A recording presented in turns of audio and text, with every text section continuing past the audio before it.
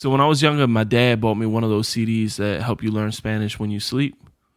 Only he didn't realize there was scratches all over it. So, I mean, now I speak Spanish, but only with a stutter. All right. I'll take that one. Yeah. That's a good one. Gracias.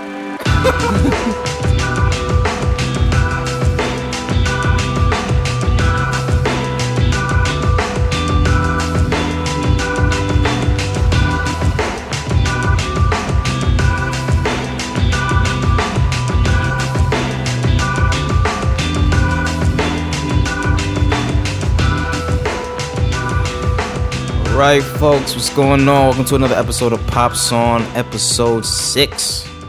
Wow. Yeah, man. 6. Don't work.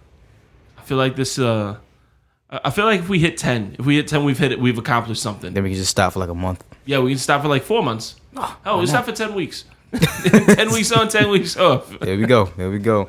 Yeah, man. Well, normally I'd be like, hey, how's your week been? I don't give a fuck about your week. It was San Diego Comic-Con weekend. It's a whole lot of shit we got to talk about. Yeah. Whole lot of shit. We're going to get into some DC news, some Marvel news, some D23 as well. D23 happened. D23 happened last week. The Disney Comic-Con's Expo. happening this weekend. So it's just been a nerdgasm all over the place. All fucking weekend. It was crazy. Yeah. I haven't been able to keep a pair of underwear clean for like a week now. That's normal. Come on. It's true. Come on. We're gonna start things off with some. We got some lesser important stuff. You know. Yeah. Couple trailers hit. Pacific Rim 2. Yeah. No. It looked like a video game trailer. Yeah, that's what it looked like. It looked like an app trailer. Actually. Yes. It looked like Arnold Schwarzenegger should be in it. I hate that fucking commercial. Pacific Rim 2. And then it's like available on the Android market. Yeah, exactly. That's what was missing. But no, John Boyega is in this one. He's in this one, and I do like what he's doing. He got another movie coming out called Detroit, about those Detroit riots, I believe. Mm-hmm. I like what he's doing. What I thought was odd about the Pacific Rim trailer was he seemed to have his British accent with him. I know, right? Yeah. You haven't seen that since Attack the Block. Yeah. Most people forget he's British. Yeah. Like, he's like, oh yeah, he's gonna be in that Detroit movie. He's from Detroit. No. He's London. Yeah, London. Him and Idris is. I think he's coming back for this one. But yeah, the trailer didn't show much. It looked like an advertisement for people who want to buy a big ass robot. That's really it. Yeah. Another one that hit. Ready Player One. Yeah, I told you before we started recording. That reminded me of The Wizard, starring Fred Savage and some other punk kid who looked like Mark Paul Gosselaar, and featured the Nintendo Power Glove. That's what Ready Player One looked like. It's like if you took that and mixed it with like pixels. I don't know. I'm not excited for it. I know the book is supposed to be really good. Yeah. I'm not gonna sit here and pretend that I read, so I'm not gonna tell you that I agree with that. It just, I don't. The trailer, it looked good. Yeah, it looked good. It looked really good. I'm excited for it. I like almost anything that Spielberg does. Almost. So I'll take a look into it. I showed it to my daughter. She's a nerd just as bad as me, so she might take to it. I mean, I like the DeLorean that was in there. Mm-hmm. And there's no spoiler alerts because it's already released. Yeah. It looked like he disintegrated Freddy Krueger. Yeah, there was an orc in there for some reason. It looks visually, it looks like it's shot well. I don't know if I give a shit about the story. Yeah, and it had the Willy Wonka song. That was cool. I didn't realize that until you pointed it out. That was dope. I like that. Another trailer that hit too, we kind of watched right before this was A Wrinkle in Time. A Wrinkle in Time. Okay, so that one, I'm on the fence. Because it's Disney, and it looks like they were doing it. They did, what was it, Tomorrowland? Yeah, and that sucked. I mean, I thought it did. I didn't think it was that good. I thought it was kind of a waste of a budget. I feel like they could have thrown that money into something better. True. Now you've got A Wrinkle in Time coming out. It looks really good. I like what's going on. Oprah Winfrey, you never see her in anything. So when you do see her, you know she's really believing in it. It's got Mindy Kaling in it. I never thought I'd see Oprah Winfrey and Mindy Kaling in the same movie. I never thought that would be a sentence I'd be able to say. It is directed by I believe Ava DuVernay. I don't know if I'm saying it right. Who did that? And what else did they direct? The Martin Luther King movie. Okay. And she was one of the directors that they wanted for the Black Panther. That's right. That's why I recognize the name. You're right. I don't know. A Wrinkle in Time looks good, and Chris Pine looks really good in it too. That one I'm actually interested in. Yeah, I definitely want to check that one out. Yeah, Wrinkle in Time looks good. Never really see Oprah in a lot of stuff. I don't remember seeing her in anything since The Color Purple, to be honest with you. Yeah, they wanted her to be Amanda Waller in Suicide Squad. She turned that down. I think that would have been. I know why she turned it down, because Oprah's image is really the biggest thing she's got. Yeah. Oprah is nothing without the image that she has. So turning down a character like Amanda Waller, even though I would have loved to see her in it, because I think she could dominate. Because Oprah, everybody's, like she's got that image. She's like, you get a car, everyone gets a car. Oprah's from Chicago. You're not gonna tell me that Oprah ain't got no hood in her. Yeah, I would have liked to see that. To be honest, I would. It would have been. I think it would have been really nice to see Oprah in that light. But because of her image and because of her brand, I get why she didn't. Like, I'm not mad at it, but I think she would have knocked that out of the park. That would have been dope. Another trailer that hit for Netflix, actually, Stranger Things 2 season 2. I love Stranger Things. Mm-hmm. I did not give a damn about this trailer. To be honest with you, I watched a little bit of it. I'm already sold on it. I don't need to watch a trailer. I don't want to watch anything that's gonna make me not want to see it. Also, this was a sleeper. You know what I'm saying? I did this. My daughter started watching it, and she was like, "Oh, it's this thing, Stranger Things." I was like, "Oh, whatever. Let's watch it." Hooked on it. Watched the whole thing. You know what I mean? So my only hope is that they don't go too big. Right. Don't go too big. To keep it as simple as it was. Yeah. A little bit more, I get it, but don't go too much. Yeah, it was low budget when they did it. You know what I mean? And the thing with that is, okay, it did really well. Let's up the budget.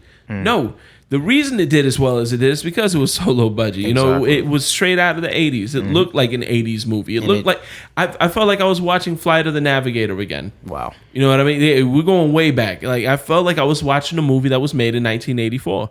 So that's I like that aspect. I don't want them to up the budget and modernize it. I think it was perfect. I don't know how I feel about trailers for TV shows.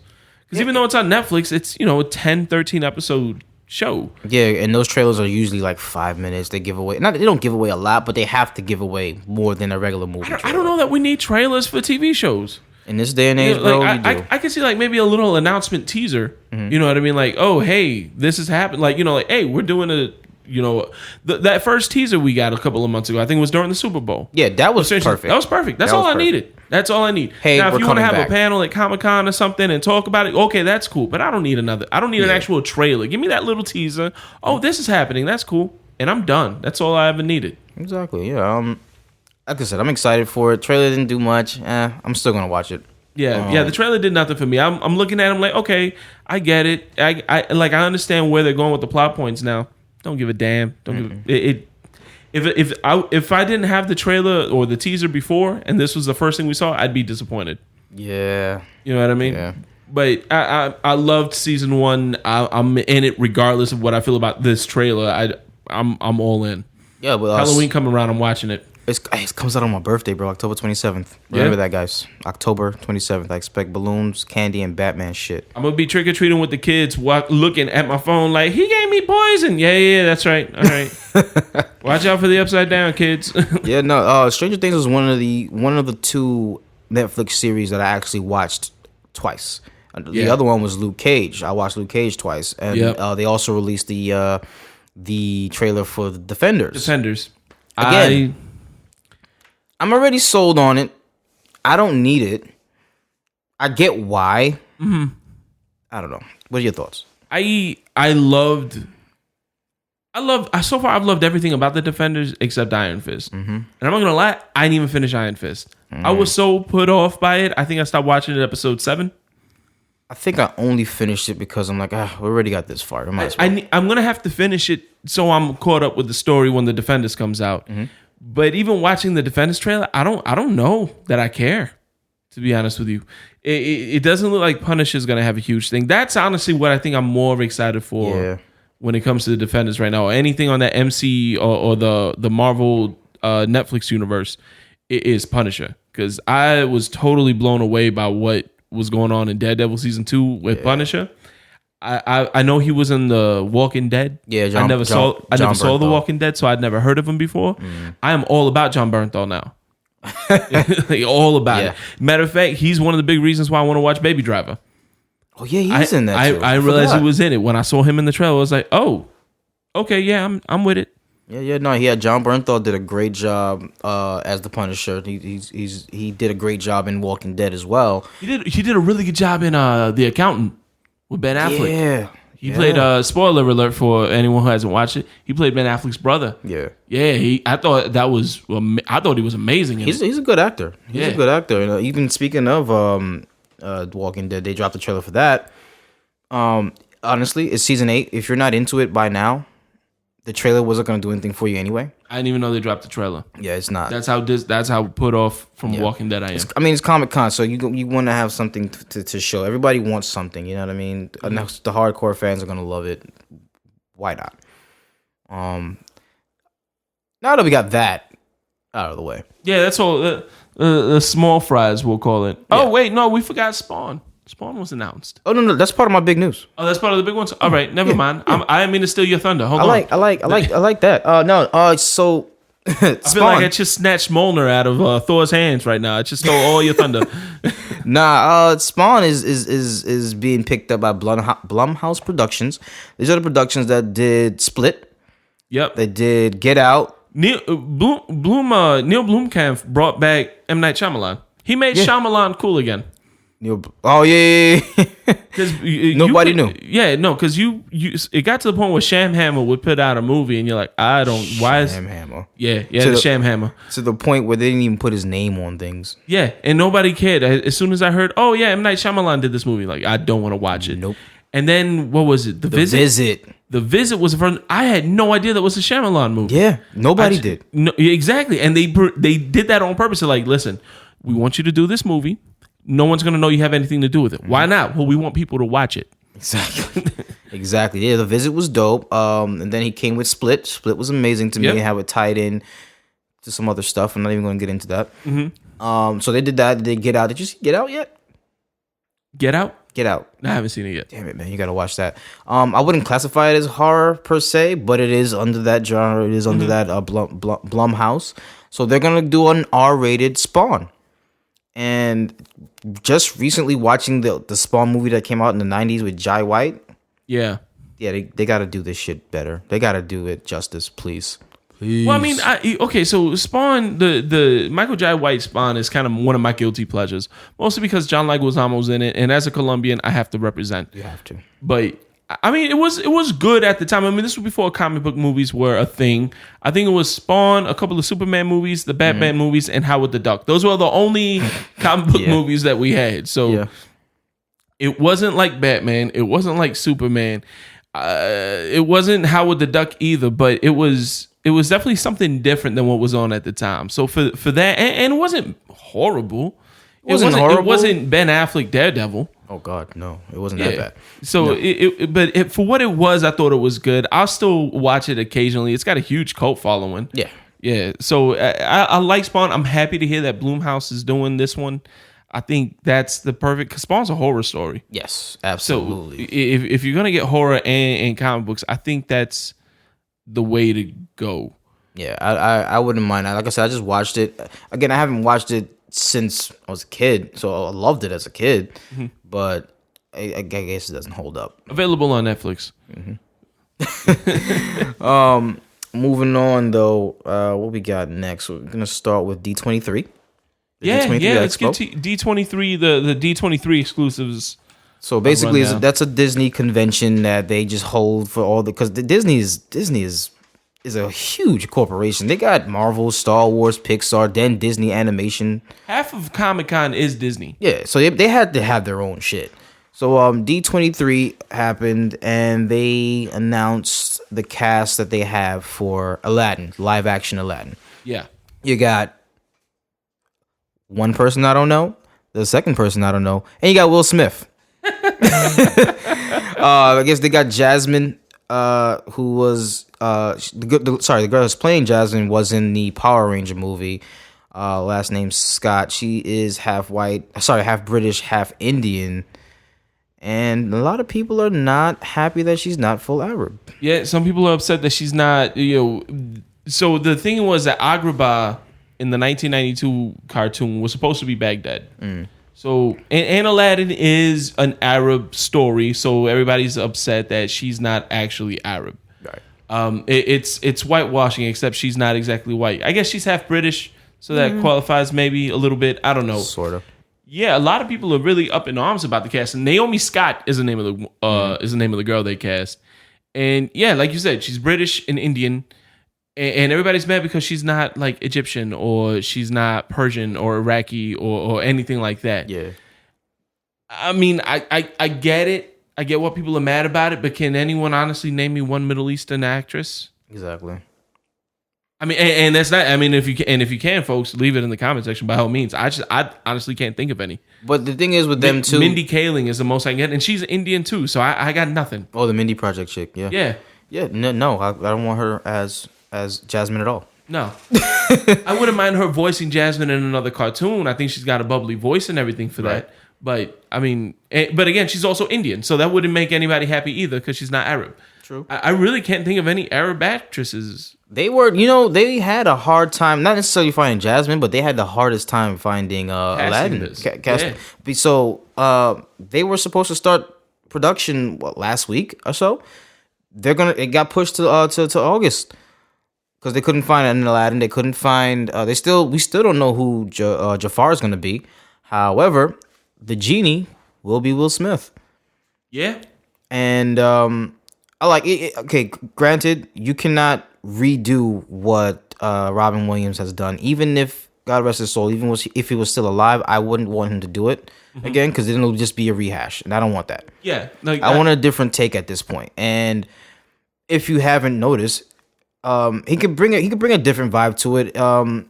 I don't want to say he's gonna be a rapping genie. We don't want a freaking. Well, the thing is, Genie was a rapping genie like that. Yeah. Robin Williams was a rapping genie, so I don't see that changing. So long, I was about to say, so long as he doesn't come off like Shaquille O'Neal. And I was going to say that. Only that movie never. Oh no, Shaquille O'Neal was Shazam. I'm thinking the Sinbad one. Sinbad played Shazam in the movie that never existed. But everybody remembers. Yeah, I remember. I know what you're talking about.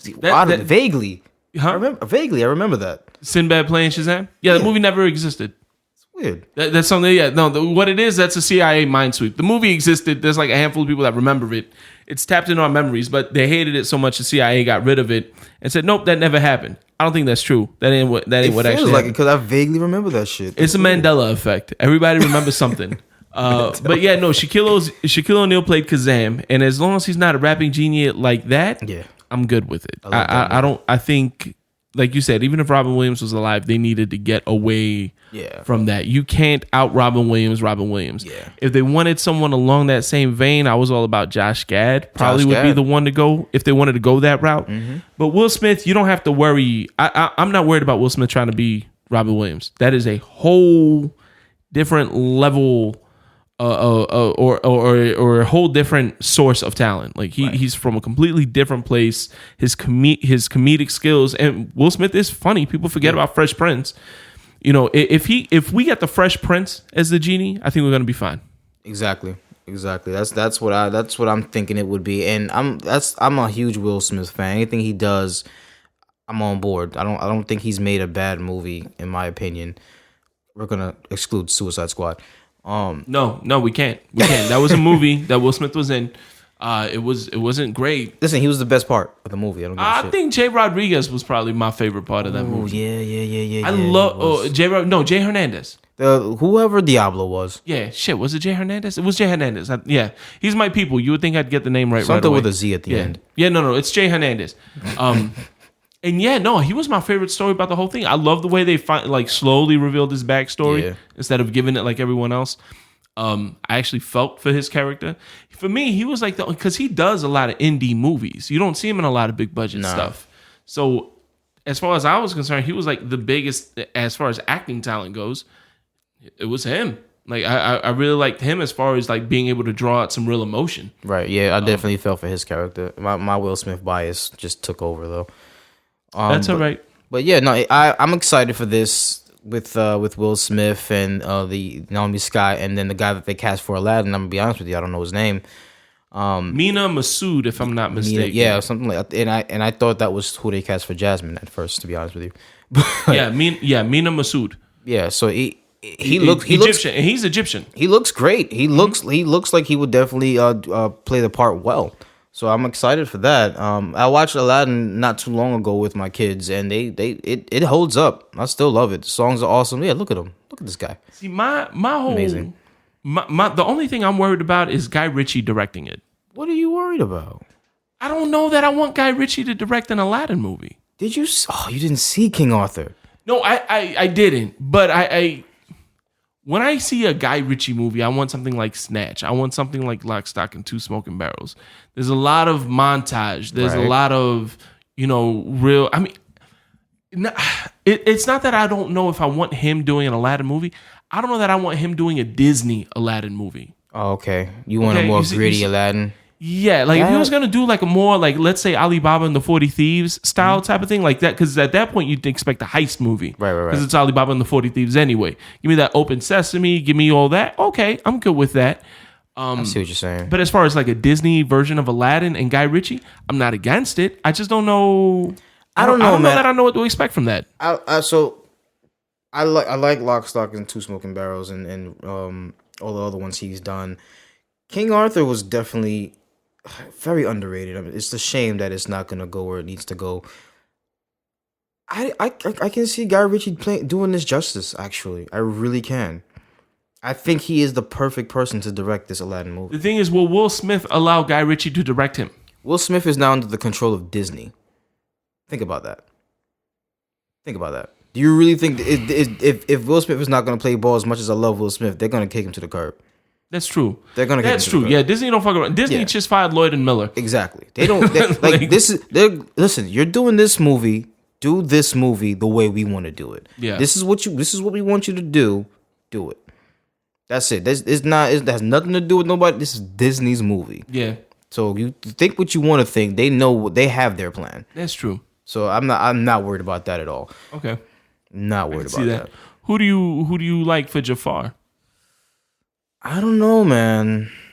I really don't know. Marcel can definitely pull it off. I promise you. I see Marcel playing the angry Arab. I can definitely see with the staff and the steak and you know what? Are they gonna get? Iago. What was his name that played Iago?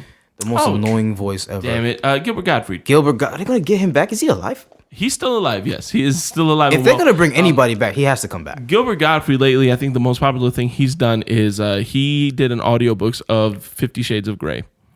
Oh, that is a real thing that happened. Are you serious? Yes. I kind of want to hear that. It makes me so happy. But for Jafar, I really don't know. You know, I don't remember his name for the life of me. I don't know that I can look it up fast enough. Marco Polo. Okay. The Netflix series had an Arab character. He was a minister of finance under Kublai Khan. He's Arab. He also looks the part. What's his name? Mahesh Jadoo. He played Ahmad in Marco Polo. Right. And yeah, he's younger. I could actually see him as Aladdin physically. But he was such a good villain in Marco Polo. Mm-hmm. I think he'd do really good as Jafar. Yeah, because I need this version of the Jafar to be a lot more menacing. I need him to be, I don't want him to be a fool. I don't want him to be a cornball, because the Jafar in the movie I felt was a cornball. I feel like he could have been a cornball a little bit, but he was still kind of imposing. But it was also a Disney cartoon in 1992. So, like Ursula was scary. You know what I mean? Like that was the most you're going to get. I think he's definitely got the menace aspect. He's young. Like he was born in 1982. So he's just a year older than me. He's 34, 35. Yeah, I think he can do it. Yeah, I think you could probably age him up a little bit with some makeup. Mm-hmm. He's got the menacing look. He's absolutely got the look. Yeah, he's from Australia, so he'd be one guy who doesn't have a British accent on set. Yeah, right. But yeah, I really think he's. Oh, look, he's actually in Ted and Tell No Tales too. He was a Spanish soldier. Nice. So as far as whitewashing goes, he played a Spaniard. So we're already in there already. That's a little bit of revenge coming in. But I really think he'd be my number one pick for Jafar. If Disney wanted to go somebody that isn't very well known but still got some acting chops on him, I think he's a good place to go. Yeah, because that's what they're doing. They're going for some unknowns, and I like when they do that. Just get. Will Smith is the biggest actor that will be in this one, and I'm because you can't outcast Will Smith because Will Smith won't do your movie. That's true too. So that's that. Aladdin is shaping up to be another hit for the live action Disney scene. Another one that they showed off was Lion King, live action Lion King. Yes, yes. Jon Favreau directing it. He did. I love what he did with Jungle Book. Yes. The only person anywhere was that little kid. Yeah, the only real thing. Yeah, that was the only real thing in the movie. And everything else was a soundstage. And it looked incredible. And it's gonna look even better. How long ago was that? A year or two ago? Jon Favreau was last year. Jungle Book was last year. Last year? I'm not sure when it's coming out, but the technology it gets better every time. And as of right now, they got Simba is Donald Glover. Seth Rogen is Pumbaa, which I love. John Oliver is Zazu. Yeah, that's perfect. I want to hear John Oliver sing "I've Got a Lovely Bunch of Coconuts." I think is going to be my favorite part of anything. They got James Earl Jones is back from Mufasa. Yep. Which I'm, in the same vein where even if he was alive, I don't want Robin Williams for Genie. I don't want James Earl Jones for Mufasa. Let's get somebody else. But whose voice though? I don't care. Really? Who would you want then? Other than Idris Elba could do a good job. He's got that deep. He can do a deep, imposing voice. Damn, you're right. I think he would have been done well. I mean, I'm happy James Earl Jones is getting work too because what's different between him and Robin Williams, I would guess, if Robin Williams is still around, he's still working. Yeah. You know what I mean? James Earl Jones isn't a name you hear about a lot. I actually had the chance to meet him once. Oh, yeah. Yeah. So story time, folks. Hey, sit around, kids. Papa's got a story. I was working for a high-end hotel in Miami, and James Earl Jones was staying with us. He was giving some speech. He was just there to give a speech to some medical conference. So he wasn't acting. It wasn't like some Comic-Con stuff. But because of who he is and his status, we didn't want him going through the lobby. So we had him go back through the service elevator, and he would come out the service, like the loading dock and stuff, and who he had his car waiting for him. Now, the man is big. Like, you can tell he's a big, imposing dude, but he is also very old at this point. Mm-hmm. And it showed. But he's very cool, very nice, very, very like a warm dude. You know what I mean? You could tell. He smiled. It sounds exactly like you would expect him to sound. Nice. I remember, and I was a security supervisor when he was there, and it was my shift where he was leaving and coming back. So my boss was like, "Hey, listen, whenever he needs to go ahead and task somebody to escort him." I said, "It's cute. I'm going to task somebody. Yeah, I'll be escorting Mr. Jones. Thank you very much." Exactly. So I brought him down when he called and said he was ready. I brought him down to the service elevator. Real nice chat in the elevator, small talk, because the rule was you're not supposed to geek out with celebrities. You're at work. It's professional. Yes sir, no sir. What can I do for you, sir? You can say, like, nice to meet. It's a pleasure to meet you, or it's an honor to meet you. You acknowledge who they are, but that's it. You're not allowed to go past that. No pictures, selfies weren't even a thing yet at the time. But we were going down. He was like, "Oh, yes, I'm enjoying my stay," stuff like that. So he comes back. I'm escorting him up the elevator. Elevator got stuck. Wow. Elevator just stopped and froze. And I got on the radio, called the maintenance team, said, "Hey, the elevator's stuck." They were already on their way up to the elevator control room so they could reset it and get it back up. And it's me in a service elevator with James Earl Jones stuck. That's amazing. Got to make some kind of small talk. Yeah. And I can only talk about the weather for so long. Yeah. So finally, I just stopped and said, "Mr. Jones, look, I know it's unprofessional. I'm not really supposed to do this, but can I just acknowledge one thing? Because I'm never going to have this chance again. It's one thing to meet you. It's another thing to be stuck in an elevator with you." And he was like, no, and he was very cool. Like, and I think he could tell that I wasn't going to like molest him in the elevator. You know what I mean? Like, I wasn't humping his leg. I was in my corner. He was in his corner. He was like, "Sure." And so James Earl Jones used to do this thing on PBS where he would sit in this big giant chair and read a storybook. And it was like clay stop animation. And that's where like the Pied Piper. That's where I got introduced to that story. That, yeah. There were a couple of other like fairy tales that he would narrate, and they would animate. And so I told him that, I used to get in trouble because I used to wake up early to watch that, and then I changed the channel to Mr. Wizard in the morning. And so I said, thank you, because that's what got me into reading. It really got me into books and stuff. And so I told him, I was like, I just wanted to, thank you for that, because if it wasn't for that, I wouldn't have read half the books that I read. And the look on his face was totally blown away. He's like, I meet people every day who want to talk about the Lizard King, who want to talk about Darth Vader, who want to talk about everything. Field of Dreams. Wow. You and I think 2 other people that I've ever met have brought up that story time. And I made nothing. I donated all my time to PBS to do that. Nice. So thank you. Thank you for bringing that up. I appreciate the fact that that's, something that I did inspired you to do that. And just as he said that, the elevator came back on, lights came on, elevator went up, the doors open. I said, do you need me to escort you to your room? He said, no, I'm good from here. Thank you so much. You have a good night. It was nice to meet you. And the door closed, and as soon as he's out, like, I just met Mufasa.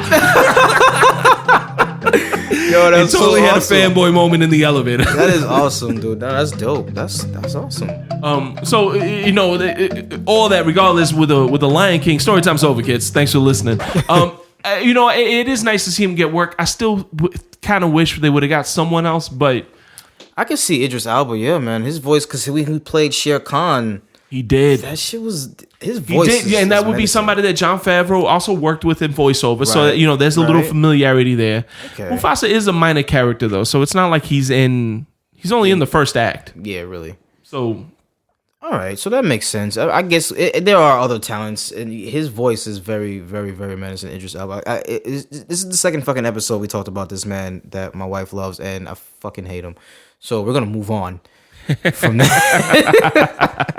So, again, definitely excited for Lion King. They want to have Beyonce as Nala.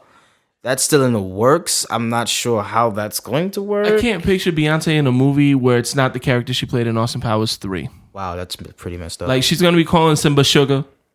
You know what I mean? Like, it's a lot of disco singing. A gold member's going to have to come through at some point. She was in... Gold member could be a big game hunter that they maul. I love gold. And they just maul his ass. Nah, she was. She did an animated movie a while back. She played some kind of like fairy queen or something like that. It wasn't bad, actually. Okay. Her voice, whether it's speaking or singing, it's still amazing. Hey, I wouldn't be. What was it? Bradley Cooper impressed me with his voice acting. Yeah, he doesn't. Rocket Raccoon does not sound like Bradley Cooper. No, like you had to remind me that was Bradley Cooper. I'm exactly. like, oh shit, that is. And again, this is Disney. Yeah, they don't mess around with their casting. I trust them wholeheartedly, especially after Beauty and the Beast. Like that was spot on. I finally saw it. I was late to the game. I didn't love it. I'm not. I mean, it wasn't bad. I didn't hate it by any means. It's not anything I probably won't watch it again unless I'm with one of my nieces or one of the kids want to watch it. But that casting, regardless of what I thought about the movie, that casting was perfect. Actually, that's the guy that played. We're going back a little bit. The guy that played Gaston, I could see him as Jafar. Oh, who was that? Yeah, I know exactly who you're talking about. Because he was also in Fast and Furious, but I didn't want to bring that up because you don't watch it, so you wouldn't. I have no idea what you're talking about. Fast and what? What's that? Is that a movie? We'll get into that another time. Okay. Yeah. So going back to Lion King, Beyonce wouldn't be bad in my opinion. Who else would you get for Nala? Let's be for real here. Oh, Angela Bassett. For Nala? Yeah. I would see her as the mom, not for Nala. Oh, Nala. You're right. For whatever reason, I'm thinking Nala's the mom. You're right. Yeah. No. Oh, you're absolutely right. Hold on. Let me rethink this now. Yeah. Okay. I could see Beyonce as that. Yeah, you see what I'm saying? So it wouldn't be bad. Be a little Beyonce, Childish Gambino duet for Can You Feel the Love Tonight? Can you see the freaking... Oh, my God. The soundtrack to that would be amazing. Yeah. It would be so amazing. I would love to see Simba as Childish Gambino as Simba. Like, that I think would be interesting, too. I can't wait for that. Yeah, just because that would force Seth Rogen to rap in Hakuna Matata. That would, wouldn't it? Yep. Did they say who they got as Timon yet? Timon, yeah. Billy Eichner. Go ahead, click on him because I'm not sure who he is. Silly in the streets. Oh yeah. Oh yeah. I wouldn't mind that. Yeah, this is gonna be good. Yeah. This is gonna be good. Yeah, I think that's gonna be good things. Cause you remember Sleeping with other people. He wasn't sleeping with other people. That is a very underrated movie with Jason Sudeikis. I haven't seen that. No. Not really critically acclaimed. Well, it's one of my movies that I watch in like a dark room when no one else is home. Mm-hmm. I really enjoyed it though. I thought it was Sleeping with Other People was done really well. And Billy, I do remember Billy Eichner now in that, and Billy on the Streets, of course. Him and Seth Rogen going back and forth. This is going to be good. I buy it. This is shaping up to be great. If they can seal in the shit, I want Angela Bassett now as the mom. To be honest, now that you put that in my head, planted that seed. But and she's already in Disney because she's in Black Panther. Exactly. She's fine ass. Yeah, that wouldn't be bad. This is shaping up to be another good one for Disney. Like you said, Beauty and the Beast. I loved it. It was awesome. I didn't like the original like that. It wasn't something that I watched all the time. But I've seen this and I was like, this is pretty dope. So their live action stuff is getting good. So I like it. Fun fact: the original. Remember how the cast from Coming to America? Yeah, was the cast of Lion King. So the mom and the dad in Coming to America. Oh damn! Was Lion King. That was the mom and dad in Lion King. That was crazy. I didn't know. I've never known that. Yeah. But yeah, now that I'm hearing her voice in my head, I'm like, oh yeah, that was totally the Queen of Zamunda. Who they don't have yet is Scar. I don't know who I would voice as Scar. So we just watched. It seems like Disney's really holding back on casting their villains between Jafar and Scar. Mm-hmm. Yeah, the rhymes too. Now, we just watched the trailer for some Death Note that had Willem Dafoe as the monster, if you know, for lack of a better term, and that voice, bro. I closed my eyes and I was like, that could definitely be Scar. You know what? Not to bring up his name again, but if they don't use him for Mufasa, I think Idris Elba would actually be a really good Scar. But then he'd be a villain in both of his movies, though. He would be a great Scar. I think so. He would be a great Scar, but I didn't bring his name up for this because he was already Shere Khan in the Disney world. Yeah, but I think he does such a good job at that. As that, yeah, but you're right. It's going to confuse the audience. It's the same character. Yeah, Shere Khan is essentially Scar all over again. It's going to confuse the audience. Instead of looking for a man cub, he's looking for an actual cub. Exactly. Yeah. And his voice work is amazing. Again, we're talking about this. I see Scar is basically Jafar as a lion. Exactly. Now, Jeremy Irons still alive. Perfect choice. I don't want you to bring back. Yeah, because they're already doing that with James Earl Jones too. Don't bring him back. Don't bring him back. I mean, if they said tomorrow Jeremy Irons is it, then all right, cool. I'm not going to complain about it. But no. What about Chiwetel Ejiofor? He could do some work with that. Yeah, I could see him doing that. It'd be something different for him because I don't know of him doing any other voiceover work. Not that I know of. I can't think of anything where where he's been the villain. I guess whatever the next Doctor Strange movie would be. He would be the villain. Oh, that's right. Yeah. Oh, yeah. And then he also is connected to this. I totally forgot he was. And Disney likes to pull from their well, man. They do. They like to kind of keep it all in the family. It's like a bigger Adam Sandler net. Bro, you got Lupita Nyong'o is in Star Wars, yep, Marvel, and live action because she was also in Jungle Book. Yeah, she was. Yeah, she was. I mean, again, Disney has where they can pull from. Whoever they cast will be perfect because I trust Disney. I have no issues with them. I kind of like Chiwetel Ejiofor. The more I think of it, because if you listen to his character, who was it he played in Mordo? Mordo, yeah, Mordo, and he kind of sounds like Scar. Like he can play it up a little bit more, but yeah. I mean, it's kind of similar. Like the diction's there. He sounds like, you know, that it's definitely not Jeremy Irons, but it's close enough where if you close your eyes, you're like, yeah, I could hear that as Scar. Yeah. The rumor was they were looking at Hugh Jackman. That's not bad. I wouldn't mind Hugh Jackman too. It'd be the first role in a long time where he doesn't have to work out for. Right. But yeah. But that why are you doing sit-ups in the sound booth, Hugh? Oh, I have to get in shape for this next Did you see his voice work for Wolverine? For Logan? No.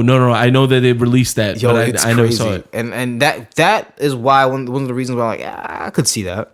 Okay. I can see it. But yeah, no. Lion King is shaping up to be good. They already got good casting. If they can continue that, it's gold.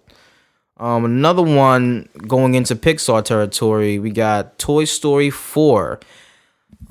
First of all, you've seen Toy Story 3, right? Yes. Wouldn't that have been the perfect ending? I don't know why they're doing another one. Yeah. I don't want this to be a cash grab type deal. That was the perfect ending. Like I fuck it. I cried. I absolutely cried. I was working at the movie theater. You cry at the end of Toy Story 3. You cried when Mufasa dies. If you don't, then something's wrong with you. You're not human. Yeah. No, I was working at the movie theater at that time. And this I grew up with those characters. You dig what I'm saying? That when the first one came out, 94, 95. Yeah, 95. I remember going to Manhattan, to some theater in Manhattan to see it with one of my cousins or what have you, and I was like, man, this shit is awesome. And then watching Toy Story 2 on bootleg while people got up in the goddamn video, but I still grew up with it. And then seeing the finale in Toy Story 3, that shit brought tears to people's eyes. So it would have been the perfect ending. I don't really need to see their journey continue. But it's Hollywood. We're getting another one.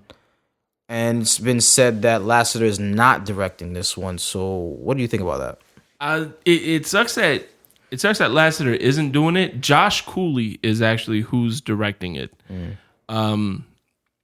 He did Inside Out. Okay. I liked Inside Out. Directed a couple of the short films that he's also done, or that Pixar's done. I don't know much about Josh Cooley's resume, but I know he was handpicked, so that's got to give me some kind of faith. It's Disney. Yeah. It's Disney. The fact that Lasseter isn't doing it sucks, but I mean, Lasseter is... the dude's getting ready to... He just wants to retire. He's got to be. Or I think he wanted to end it at 3. And they're probably just pushing to do 4 at this point. I don't know. I don't see Disney as being that studio that really pushes like that. You know, especially Pixar, because Pixar really is pretty selective of the projects they do. Pixar, I've watched the documentary on them. They're never finished with a movie. They just release it. Right. Because they will work on that shit forever. Yeah, like these guys at Pixar really love what they do. And you can tell that's why the movies that come out are as good as they are. Yeah. They all love what they're doing. The writers love writing these stories. The animators love animating these characters. Like it is really a passion project. Every single project for these guys. Yeah. So they made one of my favorites is WALL-E. WALL-E was amazing when it came out. Yeah. WALL-E was dope. I loved Up. The only Pixar movie I don't like is Brave, and it's solely because she didn't listen to her mom. It's the only listen, reason. Little bitch, listen to your mom. Listen to your mom. Like if you would listen to your mom, none of this shit would happen. But they don't. Pixar, you're right. Maybe you're right. They probably didn't push. They must have a good story to tell. Yeah, I don't see them. I don't see them doing it otherwise. Yeah, so well, I mean, again, different director, but it was handpicked. It's still under the Disney house, so I'm not. And looking at it now, it's actually 2 directors. It's Josh Cooley and Jonas Rivera who are directing that, and they're the ones who actually did Inside Out and Up together. I mean, those are good. Those are great. Those are great. So I'm gonna rock with it. I just, like I said, I just was not expecting another one after that ending. Moving right along in the Pixar is Incredibles 2. Finally! Yes. Finally! Yes. This is something. We are finally getting the Fantastic Four movie that we've always wanted. Shit. Yeah, that's exactly what it is. I mean, Disney can't do a Fantastic Four movie, so they just named it The Incredibles. Yeah. And yeah, I mean, I've been waiting for this movie. When did The Incredibles 1 come out? Ago, bro. 13 years since the first Incredibles. Yeah. That baby can drive. Yeah. Like it's gonna. They say it's gonna take place literally right where it left off, where the mole people came up. Mm-hmm. Now, my thing with that is, I kind of want Jack to grow up. I kind of want to see Jack in, Jack is the Maggie Simpson of the Disney universe. Ooh, that is heavy. That's actually something big to put on Jack right there. I mean, will never age one day, man. I mean, listen, like, again, I trust Disney, so if that's what it is, but I feel as though it's gonna start up right there and then fast forward 13 years later. It has to. I really don't care what they do as long as the story's. I mean, because it's a cartoon, so I'm not really worried about like how true to the timeline they stay. Yeah. If it's like the next week after the first one ends, that's fine. Just don't make me wait another 13 years for part 3. Oh, they will. Yeah, they probably will. They will. Yeah, so Incredible. I guess the same cast is coming back. I haven't heard anything about that. I haven't heard anything about a villain. However, it is something that's next up. I believe it's coming out next year, actually. June. Yeah, June it's on deck for 15th? next year. Yeah, June 15th next year. So we're definitely gonna look out for that. That means that you know what? They've probably been working on it for the last 13 years. That's how crazy Pixar is. It wouldn't surprise me. Yeah, that's so. Oh yeah, we've had the idea for this, but like here's the original notebook, and it's like that old school composition notebook. Yeah. So I'm excited for it. That's gonna be great. Next up, not lastly, but in the Disney Warehouse is The Last Jedi. At the D23 Expo, they released not a trailer, not a clip, but like a nice little sizzle behind the scenes reel. Yeah, kind of like what they did with Rogue One. Yeah. So they released that. It shows some stuff about them training with the lightsabers. They showed Carrie Fisher, God rest her soul. Yeah. They showed them playing around with her. They showed some behind the scenes things. They released some character posters. They did. Those were dope. What are your thoughts?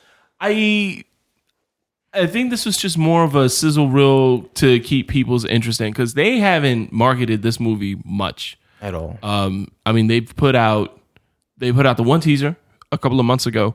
That's it. That's all I've heard about it. So it was nice to kind of see something that reminded me that they haven't forgotten about the movie. Like, Right. Oh yeah, by the way, we got a Star Wars movie. We got a Star Wars movie that isn't Han Solo that we can talk about. Right.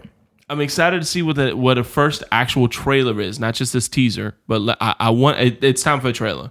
Yeah, this movie comes out in Christmas. Yeah, so it's due time. Now, we can definitely preference this by saying it is Star Wars. Do you really have to promote it? I think you kind of do. I think so, especially with all the bad press that the Han Solo movie's getting at this point. I think they really need to start asking questions like, hey, we need to start steering this conversation in a direction where we can better control it. Han Solo's cool. All right, that happened. We got Ron Jeremy. Yeah, because Ron Jeremy Star Wars movie. That's actually Spaceballs, the sequel. Ron Jeremy is the space hedgehog, folks. No, Ron Howard is directing the Han Solo movie. Although Han Solo directed by Ron Jeremy, I think would make sense also. He was a little bit of a man whore. Ron Jeremy used to teach math, or it was either math or science in Queens. Really? He was a teacher before he got into porn. Why do you have a backstory on Ron Jeremy? Why wouldn't you? What the fuck? Don't judge me. Don't judge me for this. You really want to give me a history lesson on this? Listen, I like to see myself as a little bit of a casual expert in all sorts of entertainment. Don't put me in a box. But yeah, nice. So back with Disney needed to control that conversation. They need to regain the control of that. And I think releasing a trailer for The Last Jedi, it's not only time to, because we are 6 months out. At this point, I think it's time to really put it in overgear. Overdrive, rather. Because, I know they're still trying to market Ragnarok because that comes out in November. But, Ragnarok comes out in November. It's not too far after that The Last Jedi comes out. So we need some more Last Jedi stuff because I'm thirsty. I'm hungry for it. I love this stuff. I eat it like manna from heaven. You know what I'm saying? Give it to me. That's what we were talking about last week. I haven't been excited about this movie. I'm gonna see it, but I'm not excited to see it. And even the sizzle reel, it didn't really do much. I did love that I did love seeing all the Carrie Fisher little clips. That was really nice to see. Absolutely. Where she kind of closes out the conversation about it's about family. Mm-hmm. That was really nice. General Akbar yelling, "It's a wrap!" That was fantastic. That had me laughing to the point I had tears. But as far as getting excited for the movie, I'm excited for the DVD bonus features now. Yeah, that's what that was promo for. Yeah, that's what that was. Somebody asked me a while ago, do you think that Carrie Fisher's death had anything to do with them not promoting this well? I was like, let me be honest with you, and it's sad to say, but her death is going to push this movie farther than what it was going to do. People are going to go see this movie because it is her last one. It is her last one. So don't get it twisted. Again, when I say Disney is Disney, they have their plan. Yeah. Nothing that happens is going to stop their plan, because if that happens, they got plan B. If that happens, they got it all the way to Z. So I don't feel her death did anything to hinder the promotion or hinder the movie or anything. If it hindered anything, is episode 9. You dig what I'm saying? Because they got to revisit the story, right? If she was going to be in it. I can't say that it's lazy. Again, Disney knows what they're doing. They have a plan. It's just that we as fans are like, yo, what's up? Yeah, give us something. Give me something. And they give us something with the sizzle reel. So I guess we gotta, eat those scraps until. We'll take that. Until. It looks like that's all we got for D23, the Disney Expo. Stick around for part 2 of episode 6 where we dive deep into Comic-Con news. Mm-hmm. I love getting deep into Comic-Con. Just made it weird, dude. Just made it weird. Let it be weird. It can be weird and nice. It can be both. Stay tuned. Thank you for listening to Pops On. Email us any questions and your best dad jokes at nodadjokes@gmail.com. For more content, please like us on Facebook at facebook.com/nodadjokes. Follow us on Instagram at nodadjokes and Twitter at nodadjokes with a Z. Yeah, we try to get no dad jokes within us, but apparently some thing that got out of hand wanted to take it and then not post anything for 2 years on Twitter because, hey, look at me, I'll get this now and maybe at some point I'll actually figure out how to use Twitter because it's not like I don't have anything else to do with my damn life. I'm just gonna these guys instead. Whoa. But Hey, family show, man. Whoa, family. I bet you his mother's a fucking whore.